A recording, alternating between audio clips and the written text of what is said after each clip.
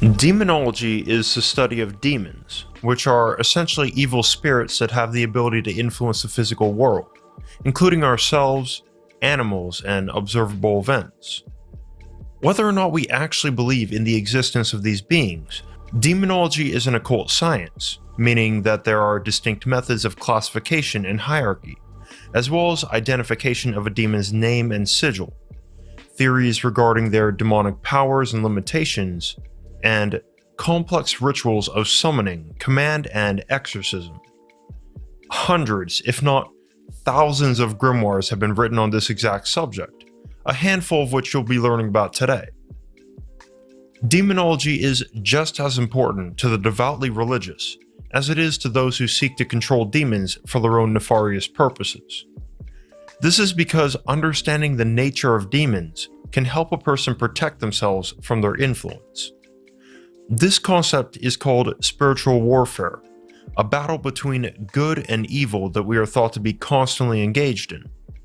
Of course, whether or not you accept this as truth is up to you. Some people just find this stuff interesting, and I'm not surprised why. Demonology is pretty cool. Hey fellow seekers, welcome. I'm Mr. Mythos. If you're a fan of strange and ancient mysteries with research so deep you're guaranteed to fall down the rabbit hole, you're in the right place. I humbly ask that you give this video a like and ding the notifications bell so you don't miss any of the rare info we'll be digging into every Saturday.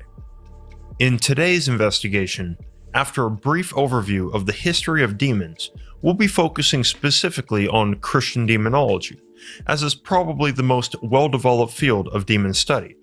And yes, we're going to get obsessively detailed with it, and I'm going to teach you some weird things. But remember, there's nothing to fear. Mr. Mythos is here, and if you love the work I do, please consider supporting me on Patreon. Without further ado, let's dive right in.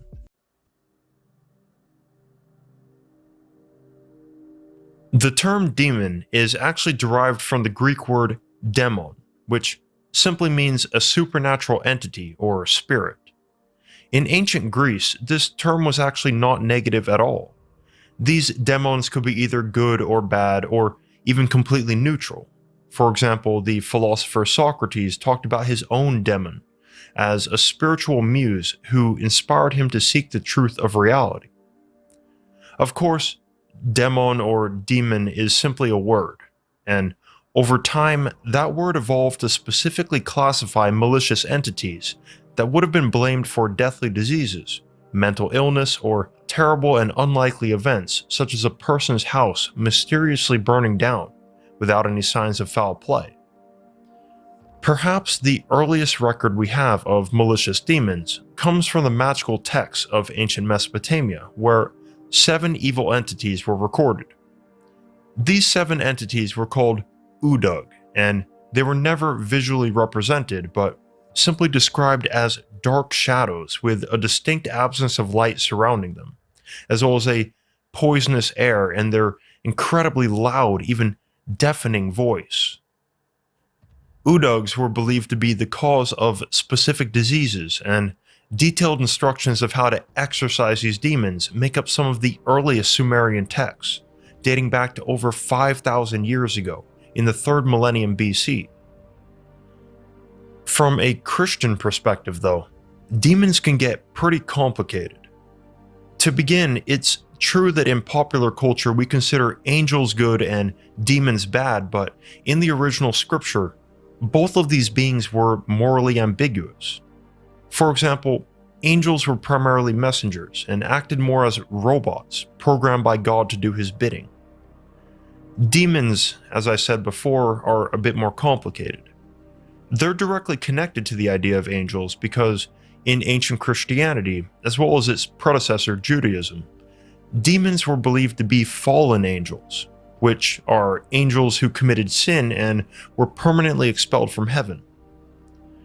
So, if regular angels essentially operated as robots, then demons or fallen angels would have broken their programming and intended purpose, instead going off to do their own thing, such as having sexual intercourse with human women simply because they found them beautiful. This specific instance is recorded in the 6th chapter of the book of Genesis. In fact, Satan himself was supposed to be a former high-ranking angel whose original heavenly name was Lucifer. So it's important to remember that all demons, including the devil himself, are beings who have direct connection to God, and they also have powers that derive from heaven, though limited to what God will allow. So, if there's one thing we must understand, it's that Satan and all other demons are creations of the Almighty God, who essentially gives them power and permission to wreak havoc on earth and tempt humans. While it's confusing to think about, the stance of the church is that this is God's way of continually testing and proving people's faith in Him, as those who turn to Satan make their own choice to sin. For example, King James of the famous King James Version of the Bible strongly emphasized that demons act under God's permission as a rod of correction, and that's his own term, by the way. All that being said, demons are essentially angels that failed to follow God's instructions. They aren't inherently evil, but more independent actors that are not so different from a human in terms of actual morality. Some demons have their own personal agenda. Some are tempted by primal desires, such as sex, while others are directly influenced by Satan and hell and actively serve his evil agenda. However, others may actually be good, and believe it or not, there are demons who worship God. This is actually really interesting, that many times in the Bible we see demons actively submitting to Jesus' authority, Jesus being the Son of God and part of the Holy Trinity. For example, every time a demon came into the presence of Jesus, they would pretty much automatically bow or even throw themselves to the ground and worship him, such as in the Gospel of Mark. If we trace the appearances of demons from the oldest books of the Bible to the final ones written, such as the book of Revelation, you'll find that at that time there still was an idea that neutral and good demons existed. However, the Bible gives most focus toward the evil ones and those who serve specifically under Satan's legion. So this is where we get the popular idea that demons are inherently evil. Over time, and as Christianity developed and spread through Europe, there was a distinct change in the way that the term demon was used. It evolved beyond fallen angels and began to branch out to cover just about every untrustworthy pagan god, especially those in polytheistic religions such as that of ancient Greece, Rome, Scandinavia, Germany, etc. All of these gods, who were worshipped and believed to have influence on the physical world, were considered by early and medieval Christians to be demonic entities, tempting people away from the one true God. This understanding of demons was largely independent from the original Christian scripture, but became its own sort of apocrypha since it was recorded by important Christian scholars beginning around the 2nd century AD. Of course, the folklore of these regions in which Christianity spread had their own legends of demonic entities, and from this folklore, the idea of demons began to encompass much more than just fallen angels and pagan gods, but also ghosts, ghouls, goblins, and fairies. All of these are lesser spirits who don't possess a physical body, but they have the ability to interact with the physical world, sometimes in very powerful ways. And conversely, we may interact with them by conjuring their presence, speaking to them, and even controlling these entities through magic. At least that was what was believed.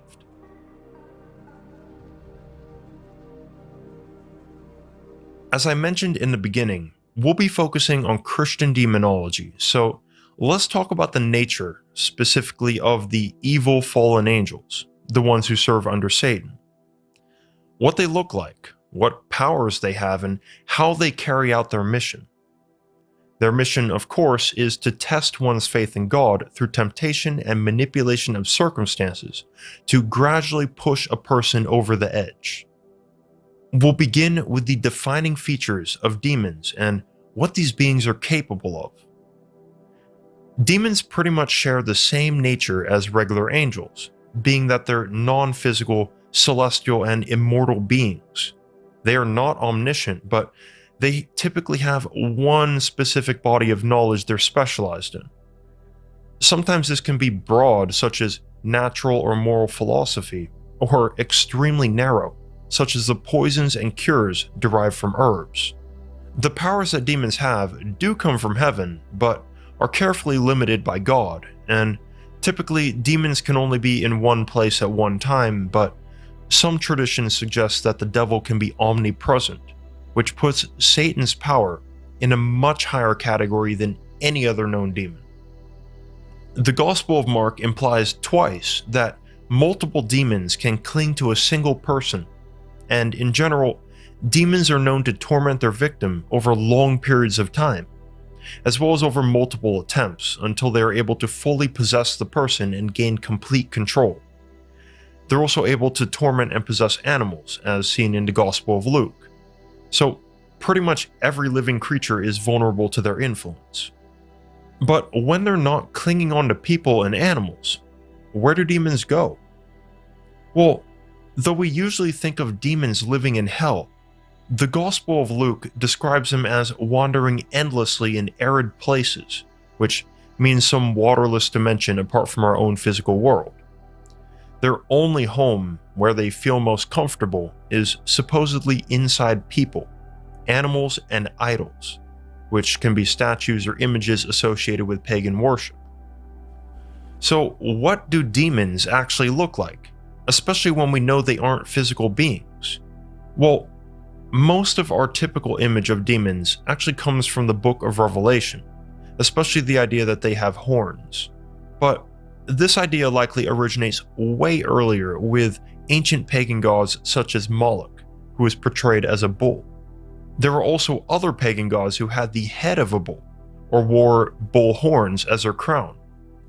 So, if you're like the ancient Christians, who believed these gods were actually demons worshipped by those who fell victim to their temptations, then yeah, we could say that horns are a trait of some demons. However, the Bible makes it clear that demons can take on pretty much any physical appearance they desire, including ones we would associate as good or even holy. For example, 2 Corinthians states that demons can appear in the form of, quote, false apostles masquerading as apostles of Christ. And no wonder, for Satan himself masquerades as an angel of light. It is not surprising then if his servants masquerade as servants of righteousness. End quote. Speaking of the devil, in the Bible, Satan takes the form of various animals, including a serpent, a goat, and even a 7-headed red dragon. So it's pretty clear that no appearance can be accurately prescribed to demons. They pretty much take whatever form helps them accomplish their goal. For example, there are 2 species of demons known as incubi and succubi, whose goal is temptation through seduction.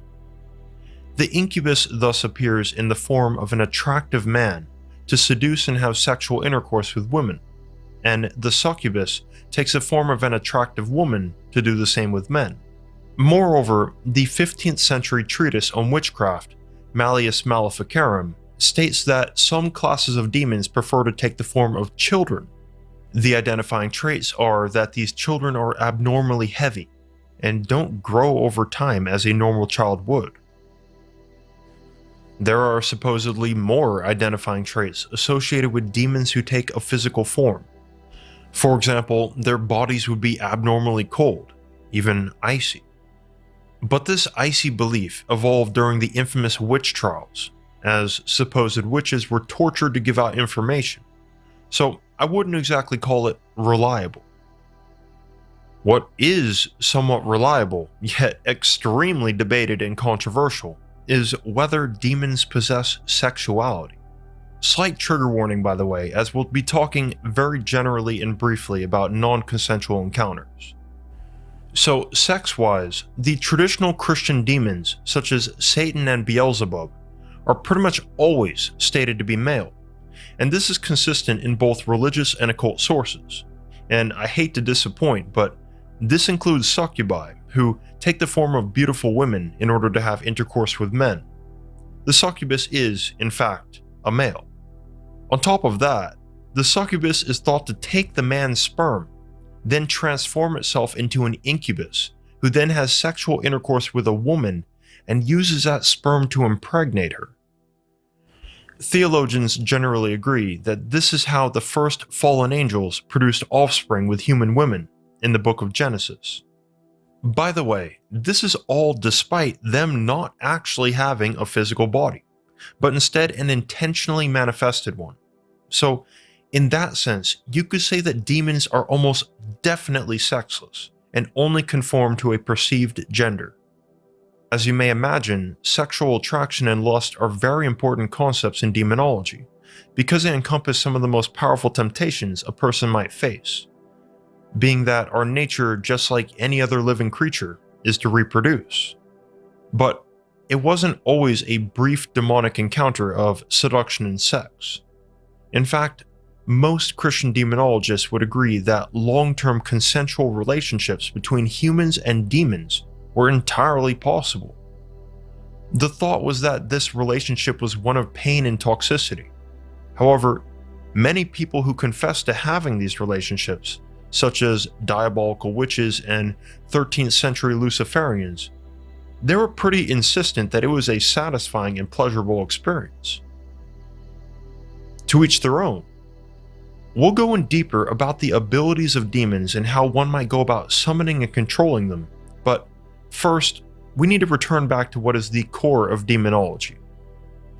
Being that it's traditionally treated as a science, not so different from zoology, demonologists give a ton of focus to how demons are classified and placed into a hierarchy, because this is how we derive a better understanding of what specific demons are capable of, what body of knowledge they specialize in, and what superiors they answer to.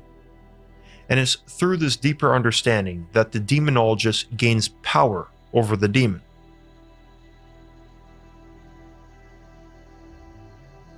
There's no better place to start than getting to know the most powerful demons of them all, and these are the archdemons. So, much like archangels, who command choirs of angels, archdemons command legions of demons. Unlike in angelology, however, demonology doesn't have a concretely defined list of what specific demons are archdemons. There was and still is a lot of controversy about this in the occult world. For example, there were the ancient Canaanite gods, Baal and Astarte, who, in ancient Christianity, became seen as two of the worst enemies of God. So early demonology considered them to be archdemons and associated them with the demons Baal and Astaroth. But as the religious worship of Baal and Astarte stopped, the perceived threat of these two supposed archdemons went away, and so did their place on the hierarchy. That being said, there is a mostly consistent hierarchy of archdemons from the Middle Ages that survives into modern day, and these are the 7 princes of hell. The 7 princes are based upon the infamous 7 deadly sins, with each sin being associated with a specific archdemon as their primary method of temptation. This system comes from the anonymous 15th century tract known as the Lantern of Light. The first prince of hell is Lucifer, the original fallen angel, who is associated with pride. Second, we have Leviathan, who is a demonic sea serpent referenced throughout the Bible, and he is associated with envy. Third, there is Satanas, which is Latin for Satan, the fallen form of Lucifer, and he represents wrath. Fourth is Belphegor, said to be the laziest and most neglectful of all the former angels in heaven, and of course, Belphegor represents sloth. The fifth is Mammon, a fallen angel who, according to occult writings, always looked down at the gold pavement of heaven instead of up at God himself. Thus, Mammon is associated with greed. The sixth is Beelzebub. In Catholic demonology, Beelzebub is thought to be one of the first 3 angels to fall from heaven, alongside Lucifer and Leviathan, and his name translates literally to Lord of the Flies. Beelzebub is associated with gluttony. Finally, the seventh is Asmodeus, who is depicted as a chimera, with the chest of a man, the leg of a chicken, the tail of a dragon, and 3 heads, that of a man, a ram, and a bull. Despite this absolutely hideous appearance, Asmodeus represents lust. So, beyond the 7 archdemons, there are countless medieval grimoires that contain very long lists, some with hundreds of entries with very little consistency between them, by the way, and these lists typically set out to organize lesser demons by office, rank, and title.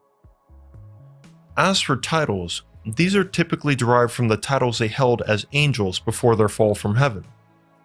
For example, the demon Olivier was Prince of the Archangels, and thus he retains that title in hell, even though that's clearly no longer his position. In terms of rank, demons are traditionally organized as a sort of military hierarchy, with anything from a president who commands many legions of demons, to a general in charge of a specific group, all the way to those lesser demons who are essentially foot soldiers. For example, there is a demon Sargatanos, who the Red Dragon Grimoire states is a brigadier major, commanding only 3 lesser demons, Farai, Lorai, and Valefer, and Sargatanos reports to his superior, the higher demon Astaroth. I'm particularly fond of the 1818 Infernal Dictionary for the pretty mundane ranks assigned to some of these lesser demons. For example, we've got Malcolm, the Pair Treasurer, Nisroch, Chief of the Kitchen, Behemoth, Chief Cupbearer, Dagon, Grand Paler, which means he's in charge of the bread in the pantry, and Nibis, the Grand Buffoon. Finally, in terms of office, this usually crosses over with rank, but an office can also be assigned to a demon depending on the times and locations in which they appear in the world of humans. For example, the demon Leonard is the Great Lord of the Sabbath, and the demon Belial is the Ambassador of Italy. Finally, there is a hierarchy based on the cardinal directions, which are north, south, east, and west. This is found in the very famous grimoire, the Lesser Key of Solomon, and it suggests an alternative to the 7 princes of hell. Instead of 7 princes, there are 4 kings of the cardinal directions who serve directly under Satan, and beneath them, these 4 kings command 72 powerful demons, which King Solomon from the Bible allegedly summoned, but we'll get into that story a bit later. The 4 kings are as follows. King of the North is Zeminier, and King of the West is Corson. Unfortunately for both Zeminier and Corson, there's hardly any information available beyond their name, so what they look like and what they represent are largely unknown. However, for the kings of the East and South, there's quite a bit more to dig into. The king of the East is Amaimon, who is recognized as the lord of avarice, which is extreme greed and materialism. Something a bit curious about Amaimon is that when a person summons this demon, they have to stand upright with their headdress removed in order to show respect. And if they fail to do this, then Amaimon will pretend like everything is cool, but in secret, he'll set up the summoner's work for catastrophe. Moving on, the King of the South is a powerful demon known simply as Gap. There's actually quite a bit of lore to this demon. First off, when Gap takes a physical form, he presents himself as a charming human prince or some other high nobility. Gap is closely associated with love, as well as pretty strange and specific behaviors, such as providing medical care for women, and while doing so, making them more attractive to men, but at the same time rendering them infertile. Probably in line with this idea, later grimoires described Gap as having the power to make men stupid or invisible. And like we covered earlier, these demons tend to specialize in a body of knowledge, and Gap is a master of the liberal arts. So now we have an idea of how demons are generally cataloged based on hierarchy, but there can also be classification based on type, meaning the instinctual nature and desires of certain demons and what sort of powers they possess. Actually, this isn't too different from classes of animals in zoology. Most birds fly, and most fish swim, and most succubi take the form of beautiful women and seduce men, for example. Something most people don't know is that King James of the King James Bible, probably the most influential book of all time, yeah, King James was actually an extremely devoted demonologist, and he wrote a dissertation known simply as Demonology in 1597. This document classified 4 primary types of demons based on their typical method of causing trouble. First, we have the spectra, which is a spirit that haunts a house or some other solitary place, much like the modern concept of a ghost or poltergeist. Then there is the obsession type, which is a spirit that follows certain people around and causes external trouble near them throughout the day. This gets us a little closer to what we usually think of as a demon. Third is the possession type, which actually attaches itself or even enters the person in order to cause them trouble from the inside. Think violent psychotic outbreaks or sudden and extreme depression, maybe even a complete change of personality. Finally, there are fairies, which are spirits who present themselves physically and interact with humans in a direct way. That would include leading a person to danger, having sexual intercourse with them, or transporting them from one location to another. However, predating King James's 4 types of demons was a list of 6, except these were determined by where the demons reside.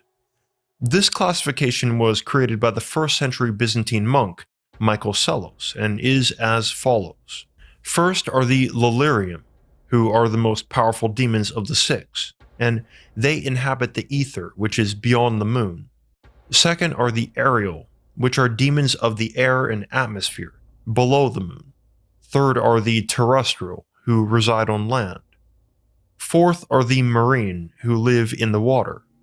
Fifth are the Subterranean, who live in a network of cave systems and hollow pockets deep beneath the earth. Shoutouts to my last video, Inner Earth Conspiracies. A sequel is coming next week, by the way. The 6th and final type are the Lucifugus, which are the lowest and weakest demons of the 6, and they reside in the lowest hell. They are completely blind and almost entirely senseless. Speaking of weak and powerful demons, the monk Michael Psellos did elaborate on the abilities of these demons, explaining that the highest and most powerful would try to attack a person's mind in order to manipulate their imagination and produce vivid illusions. On the other hand, the lowest and weakest couldn't do much more than grunt and act instinctually. They are simply attracted to the warmth of a living human and are otherwise completely mindless and rather disgusting. From all this, we can see that there are many types of demons, as well as hundreds of individual demons with a name and title. So that begs the question that nobody asked. Just how many demons are there in existence, literally speaking?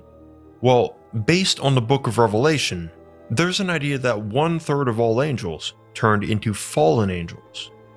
But believe it or not, there are some exact numbers we can reference, which were calculated using extremely complicated systems of data points taken from both scripture and occult writings.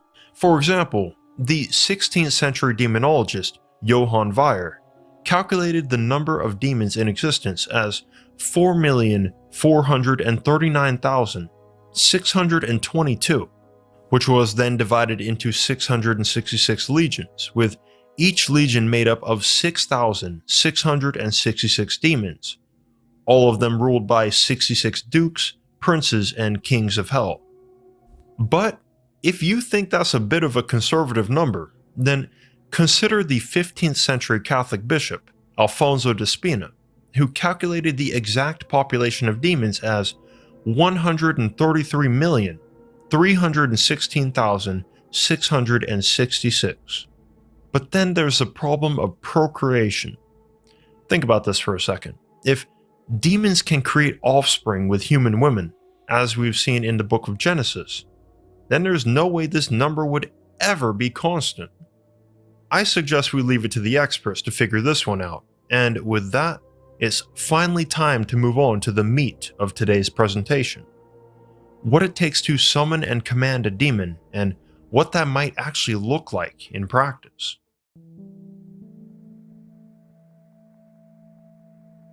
When someone talks about summoning a demon, they're referring to Solomonic magic, which is derived from a number of ancient grimoires, which are said to date all the way back to the reign of King Solomon, a biblical king and the builder of the first temple in Jerusalem. Beyond being an extremely important historical monarch who ruled from the year 970 BC to 931, according to a vast number of legends, Solomon was also one of the most powerful magicians and exorcists to ever live. Perhaps the very first text on demonology was the Testament of Solomon, which is believed by many occultists to have been written by King Solomon himself, though this is debated and the Testament of Solomon is not considered canonical scripture. Its origins, however, are at least 2,000 years old, making it older than the Book of Revelation. The Testament of Solomon supposedly documents how Solomon built his temple, and that was by means of summoning and commanding a number of powerful demons, using a magical ring engraved by God. The text is comprised mainly of interviews with these demons, in which Solomon tries to extract information about their evil deeds, their weaknesses, and how they might be defeated. But how did Solomon summon these demons in the first place? Well, the key lies in this ring gifted to him by the Archangel Michael, which bears the seal of God, which is a pentagram. This ring and seal are used to stamp the chest of the demon in order to enslave them. This idea of a seal is perhaps the most important concept in the art of summoning demons, because just as God has a unique seal, so does every demon. Later Solomonic grimoires elaborated on the seals of individual demons, which could also be used to control them. Of course, demons prefer to keep their seals hidden, because if one is discovered, or possibly revealed by another demon under torture and interrogation, this is their primary vulnerability, at least according to Solomonic magic. Solomonic magic is corrupting though, and most who practice it are said to, at some point, become overwhelmed and abandon their beliefs in favor of some great temptation, thus losing the Spirit of God and also their command over the demon. In the Testament of Solomon, King Solomon himself falls victim to this and ends up worshipping the demons Remphan and Moloch in exchange for sex with a Shunammite woman. At the end of the text, he gives his grave warning to the reader not to follow in his footsteps. So, with that being said, we're about to learn what actually goes into summoning and controlling a demon, and I strongly recommend that you do not actually try these techniques, as they are from real grimoires, and I'm only relaying this information for the sake of being obsessively complete in our investigation of Christian demonology. Demon summoning is considered high magic and very powerful. Low magic can be thought of as simple witchcraft, such as hexing someone you don't like. On the other hand, high magic is extremely intensive and exhausting, and it takes a serious toll on the practitioner. But this is what summoning a demon requires, if not external sacrifices as well. To begin, there are two ways to summon a spirit, whether it be a demon, an angel, or some other supernatural entity. The first is evocation, which is when one calls upon the name of the entity. In the case of demons, though, typically they would be evoked in the name of God. The second method is conjuration, which uses magical spells to form a sort of pact with the demon. The word conjure in Latin literally translates to swear together. In either case, the summoner would be using a variety of wands, incense, and daggers to complete the ritual, and below them, they would draw magical Solomonic diagrams, either on the ground or on parchment. Finally, the seal of the demon is what's required to complete this diabolical act. Now, why would anyone want to summon a demon? Well, in King Solomon's case, he enslaved them to help build his temple. And this is true in many other instances where the summoner wants the demon to serve them in some way, whether it be for good or for evil. Others might summon a demon in order to ask it a favor, usually related to whatever power the demon is associated with, or to educate oneself in the body of knowledge that the demon specializes in. More than that, there was actually a religious order of Roman Catholic theologians and clerics in the late 1400s, known as the Carmelites, and they were involved in a massive scandal for being publicly open about their demon summoning practices, which they called non-heretical. They believed summoning demons was okay for the purpose of asking them specific questions and recording responses in order to learn about the nature of the demonic world. But just like King Solomon, it turned out that over time, many of the Carmelites ended up summoning demons no longer to ask questions but to win sexual favors from women and to discover the locations of buried treasure. You can see how good intentions quickly get corrupted when dealing with these beings. And with that final warning, it's time for some summoning action. To begin, I'll give you an example of how one might summon a demon according to the important Solomonic grimoire, the Key of Solomon, which dates back to the 14th century. The summoner begins by drawing a magical circle around themselves on the ground, after which they must draw a magical triangle immediately outside of that circle. These are, of course, highly complex diagrams that must be drawn in exact detail, or the ritual will fail. During this process, the summoner wears the seal of the demon they intend to summon, and after drawing the magical diagrams, they must take the seal and place it into the triangle while reciting incantations, which are a very specific series of words, typically in Latin. If every detail is exactly as it should be, the demon is literally supposed to appear within that triangle in a physical form that the summoner can both see and interact with. For example, if a person wanted to summon one of the 7 kings of hell, they would need to appeal to each demon in the correct order to reach the demon they actually intend on summoning. You can see how this can quickly get complex because the summoner must not only be aware of the hierarchy of demons, but painstakingly navigate the bureaucracy of hell. Even if a person wanted to summon and control a lesser demon, they would still need to evoke the names of that demon's superiors. Moving on, it's now time to teach you in detail how to summon the devil, which, again, I really do not recommend you do. Regardless, it's likely that over the years, these steps have been altered to prevent people from actually doing it. These instructions come from the diabolical grimoire known as the Red Dragon, which is another Solomonic grimoire allegedly discovered in 1750 within the actual tomb of King Solomon. Today, the original copy is held in the Vatican archives of the Catholic Church, hence why I believe it's been altered. Many occultists consider this grimoire in particular to be one of the most potent and dangerous in existence. This is because inside of it, there are very specific instructions about how a person should go about summoning the most powerful and evil demons in existence, particularly Lucifer, the devil.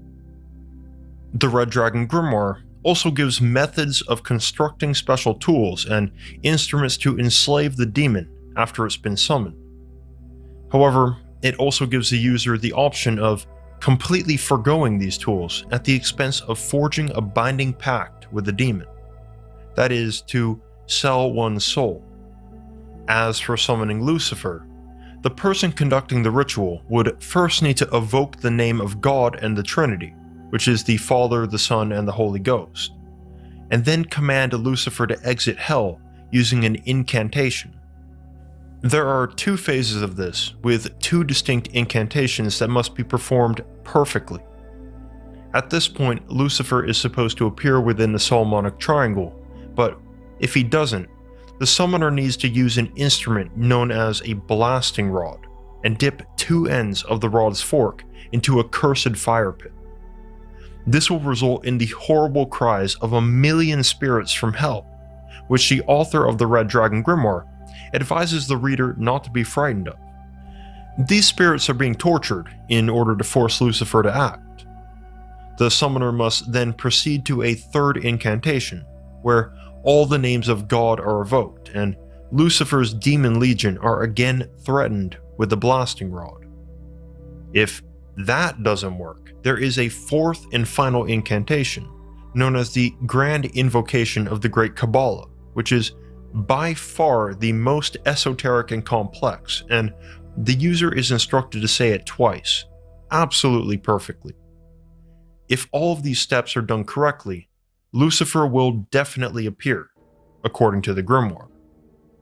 Finally, the summoner must converse with Lucifer and convince him to submit to their control.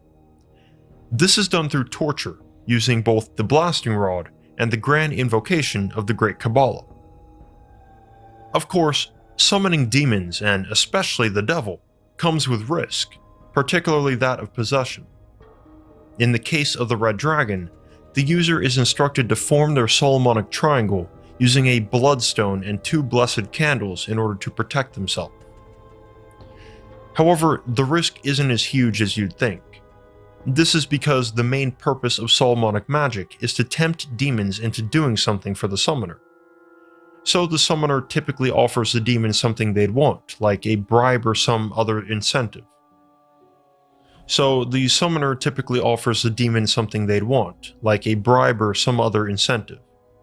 Thus, in this context, possession is not really on the minds of these demons, as they're far more interested in what deal the summoner wants to strike. But if all else fails, the purpose of the magic triangle on the ground is to contain the demon, keeping them trapped and unable to exit the triangle. However, sometimes things do go wrong, and the demon gains an upper hand on the summoner. This leads us to the deeper discussion of demonic possession and exorcism, which is really quite an ancient concept. In fact, it's as old as the idea of demons itself.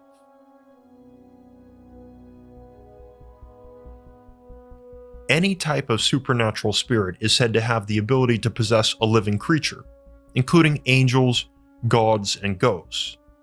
And belief in spiritual possession exists in nearly every known culture, even remote islands such as those in Micronesia, as found in a study conducted by the National Institute of Mental Health in 1969. So, either possession is a real thing, or this idea is somehow inherent to the human race in order to explain things like mental illness. There are actually quite clear distinctions between possession and mental illness, but we'll get into that a little bit later. From the very beginnings of Christianity, it has always been thought that Satan and his legions of demons are at constant war with heaven. But this is more of an indirect war, because they carry out what are known as spiritual attacks on humans in order to lead them away from God. This includes temptation and misfortune, but the most powerful of these tactics is undoubtedly possession. Early Christian writers defined 3 stages of possession. It began with a spiritual vulnerability, which serves as an entry point for the demon. In the victim, this vulnerability could be a lapse in judgment or an unethical choice. After a vulnerability is identified, the demon then attempts to invade the person, and for one reason or another, the victim voluntarily gives up all control to the invader. This leads to the final stage, which is called perfect possession, and at this point, the demon can only be driven out through an exorcism. Our understanding of possession and exorcism has evolved dramatically over the 2,000 or so years of Christianity's existence, particularly in the Catholic Church, where demonology continues to be a living field of study. But before we get into modern methods of identifying and ending a possession, let's take a look at some of the oldest documented instances of demonic possession which are found in the Bible. Beginning in the Old Testament, there are only 2 clear cases of a demon possessing someone, and the first revolves around King Saul. The first book of Samuel describes King Saul being tormented by an evil spirit, which is only exorcised after David plays a harp for him. The second case regards the false prophets that King Ahab relied on in the first book of Kings. These false prophets are described as being empowered by a deceiving spirit. Finally, some theorize that the necromancers mentioned in the book of Leviticus are also possessed, as in some translations, chapter 20 verse 27 states that a spirit is within them. Moving on to the New Testament, there are many instances where Jesus Christ exorcised demons out of a person. In fact, this particular power of his was supposed to be evidence of him being the foretold Messiah of Israel, as prophesied by Isaiah. In these instances, it's made very clear that all demons respond and submit to the authority of Jesus. And this is a vital concept because in summoning, controlling, and exorcising demons, the practitioner is pretty much always required to evoke the name of God, Jesus, the Trinity, or all of them in sequence. As a side note, I previously mentioned that in early Christianity, it was believed that a person needed to voluntarily give up control in order to be possessed. This idea may have come from the story of Judas Iscariot in the Gospel of John. Judas, one of the original 12 apostles of Christ, intentionally set out to agree with the devil's every suggestion in order to betray Jesus, and by doing so, he became completely possessed by the end. Jumping forward in time, our most developed understanding of both possession and exorcism comes from the demonological studies conducted by the Catholic Church, which has a fleet of officially sanctioned exorcists who they send out to perform exorcisms across the world, year-round. According to the Church, there are 6 types of what they call extraordinary demonic activity. The first is obsession, where a demon causes a person to become suddenly overwhelmed with obsessive and irrational thoughts, typically resulting in violent behavior towards oneself or others. The second is oppression, where there is no involuntary action or loss of consciousness, but a person is continually tormented by demons through a series of terrible misfortunes in their health, wealth, family, business, etc. The third is suffering, where demons cause physical pain, external cuts, and other injuries. This is associated with particularly powerful demons, the ones capable of fully possessing a person if nothing is done. The fourth type is infestation, where demons attach themselves to houses, objects such as dolls or statues, and even animals. The fifth is possession, where a demon takes full control over a person's body and or mind, but unlike the ancient Christian concept, it's believed that no consent from the victim is given. As before, this usually occurs after a person does something that leaves them susceptible or vulnerable to demonic influence, such as giving in to a temptation. Remember though, this is only really something to worry about if a demon is present, and usually the person would have some indication that a demon is targeting them. For example, the demonic activities I just listed: obsession, oppression, suffering, and infestation. Finally, the sixth type of extraordinary demonic activity is subjugation, and this is when a person goes out of their way to voluntarily submit to demons, or the devil himself. This is found with diabolical witches, as well as certain theistic sects of Satanism that actually worship Satan. We'll get into subjugation in the final section of this video. When it comes to the modern Catholic Church's identification of extraordinary demonic activity, Catholic exorcists are careful to always conduct an array of medical and psychological examinations before proceeding with an exorcism. An exorcism can only happen if the exorcist believes beyond any doubt that they're dealing with a genuine case of demonic activity, with absolutely no other reasonable explanation available. This practice is called moral certitude. So, what does a genuine demonic possession look like? Well, since medieval times up until modern day, certain criteria are used to identify genuine possession. These include superhuman strength, speaking in languages unknown to the victim, revealing accurate knowledge of past, present, or future events, again, unknown to the victim. And aversion or intense hatred toward holy symbols such as a cross, names such as Jesus, or places such as a church. Then there are unnatural body contortions, a cold feeling in the room that seems to follow the victim, levitation of objects, and finally a change in their voice that is strikingly guttural, ancient, and unhuman. Now, if a person is clearly possessed by a demon, an exorcism might not only be justified, it could be the only way to save them. For example, there is the famous Roland Doe case, which the novel and movie The Exorcist was based off of. Roland Doe was an anonymous 14-year-old boy who was introduced to a Ouija board by his aunt, who was a fortune teller. If you don't know, a Ouija board is a tool used to send and receive messages from the spirit world, and this is likely what made Roland Doe susceptible to possession.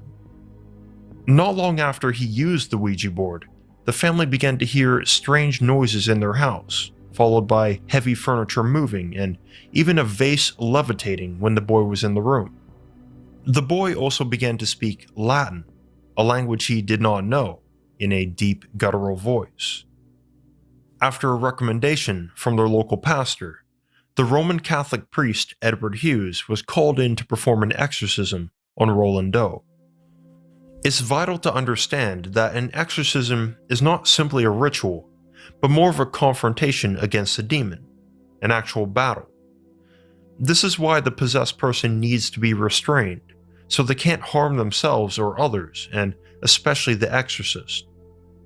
The exorcist is trained to recite a series of ancient prayers, specifically the Lord's Prayer, the Litany of the Saints, the Hail Mary, and the Athanasian Creed. These are always spoken in Latin. Once the exorcism begins, the exorcist must proceed forward and continue the prayers no matter what occurs, or however long it takes.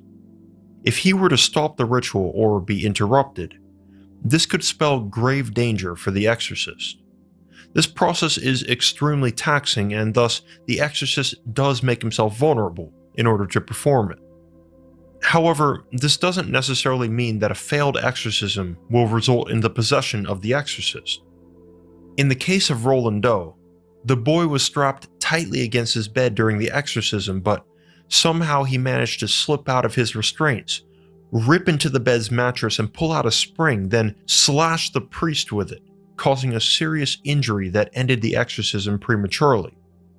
It's actually pretty common for an exorcism to fail, especially due to violent reactions from the victim, and exorcisms can take multiple days, even weeks of near constant prayer and ritual.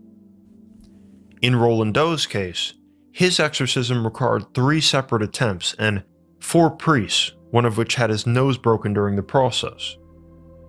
After Roland Doe had been exorcised, the boy returned to his normal self and went on to live a completely ordinary life.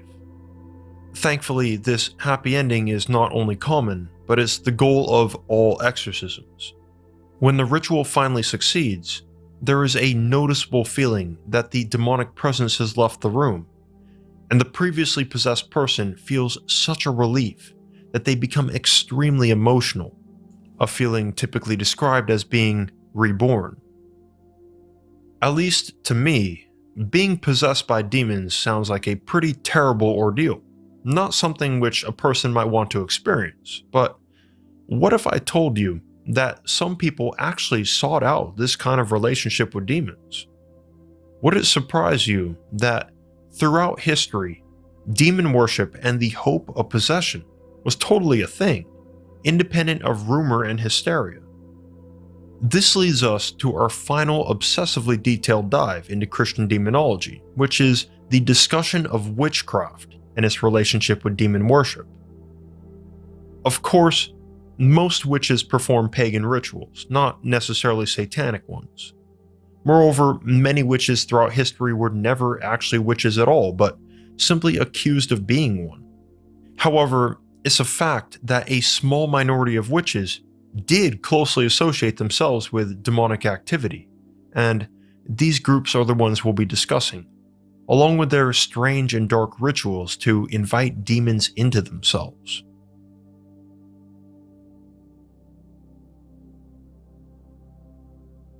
In a very general sense, witchcraft can be defined as manipulation of supernatural forces. For example, placing a hex, curse, or blessing on someone. Even casting an enchantment spell or mixing herbs into a love potion. In a more modern sense, it could also mean a pagan practice of, for example, divination, in which the unknown is revealed or the future is told. Unfortunately, there is a subset of witchcraft that deals with causing intentional harm, misfortune, or even death through demonic means. This negative practice is known more specifically as diabolical witchcraft. When discussing this topic, a clear line deserves to be drawn between diabolical witchcraft and traditional witchcraft, whereas traditional witchcraft was essentially just following a pagan religion. However, as we covered early on, there was a lot of confusion during the early years of Christianity as to what was considered demonic. Remember that early Christian authorities believed that pagan gods were not actually gods, but demons in disguise. This is why, in the 1st century, the Apostle Paul wrote that, quote, "What pagans sacrifice, they sacrifice to demons and not to God. I do not want you to be partners with demons," end quote. This belief that any pagan worship was demon worship carried on into the 10th century, where canon law stated that, quote, "Certain wicked women turned aside after Satan, seduced by the illusions and phantasms of demons, believe and profess that in the hours of the night they ride upon certain beasts with Diana, the goddess of the pagans," end quote. The Diana mentioned here is the goddess of the moon in Roman and Hellenistic religion, but in this case, medieval Christian authorities are interpreting her as a demon posing as a pagan deity.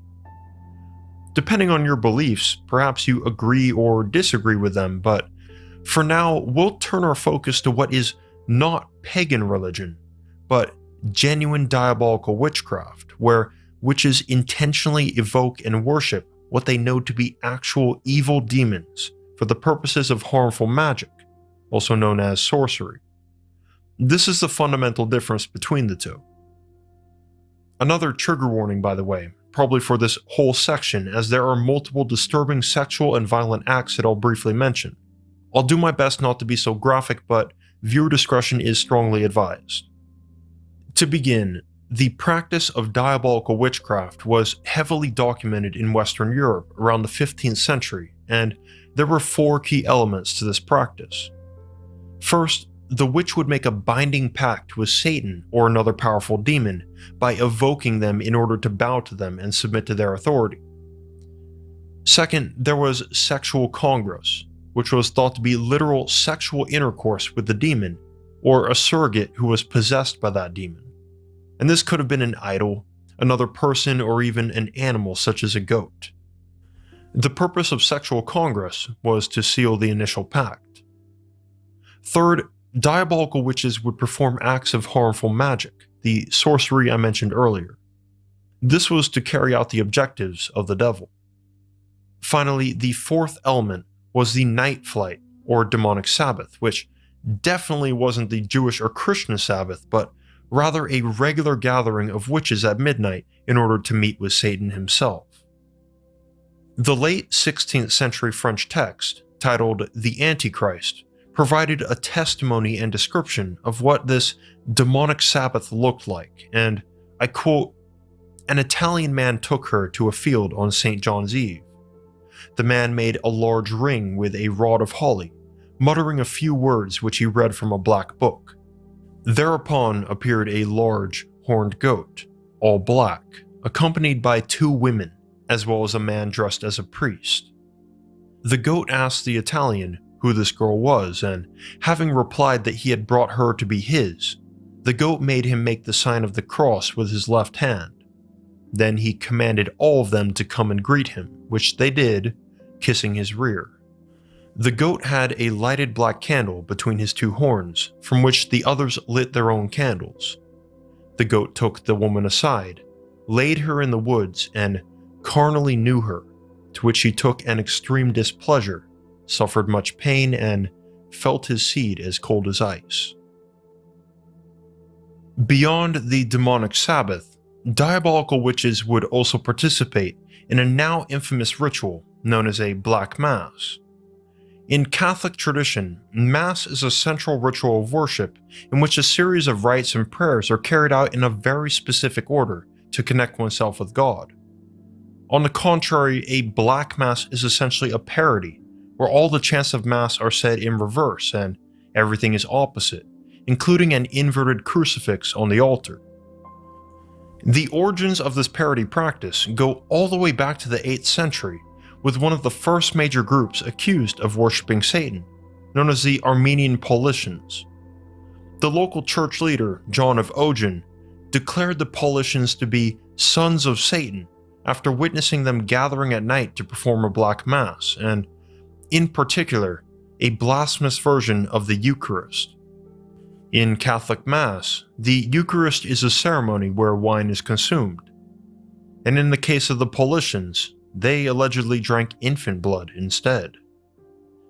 Many rumors surround the Black Mass, so it's not entirely clear what's fact and what's exaggeration, or even simply made up. However, there was a real group in the 13th century known as the Luciferians, which more than half a dozen credible sources, including the Luciferians themselves, have pretty much confirmed without a doubt their rituals of devil and demon worship. The Luciferians named themselves after Lucifer, the former heavenly name of the fallen angel Satan. The Luciferians believed that Lucifer and his army of fallen angels were unfairly expelled from heaven, and that Lucifer would someday return to defeat and overthrow God and claim the throne of heaven as his own. In order to support this objective, this group did pretty much everything they could to offend God and all things Christian, believing their reward would be everlasting paradise in heaven with Lucifer. Examples of this include their initiation rite, where a newcomer would kiss a toad, a duck, or a goose and exchange saliva with it. They would also hold large feasts where a massive black cat was the centerpiece. This cat was believed to be possessed by a great demon, if not Lucifer himself, and only the most worthy would be allowed to kiss the cat's rear end. After worshipping the cat, the candles lighting the feast would be blown out, and what proceeded was a massive orgy between members, some of whom were blood-related. Though it's arguably not as disturbing as the demonic Sabbath or Black Mass, the Luciferians of the 13th century are one of the most reliable accounts of real demon worship. Today, demon worship, diabolical witchcraft, and sorcery absolutely still exist in small cults. Demonic possession still occurs, and demonology continues to be studied and expanded upon in the Catholic Church. Unlike most other occult sciences, demonology is very much alive and relevant in modern day. You can check out my video, The Curse of Led Zeppelin, for a more modern take on sealing a deal with the devil. But for now, we've covered incredible ground.